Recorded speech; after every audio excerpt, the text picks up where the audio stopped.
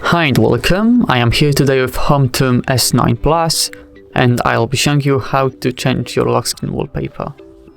First off, just go to your home screen and tap anywhere and hold it for a while.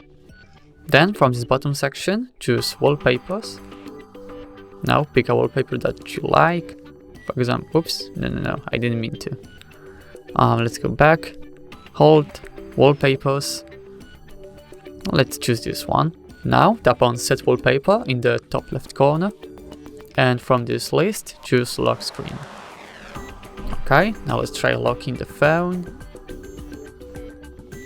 And as you can see, our lock screen wallpaper has changed. And that's everything for this video. Thank you so much for watching. Please leave a like and subscribe. Goodbye.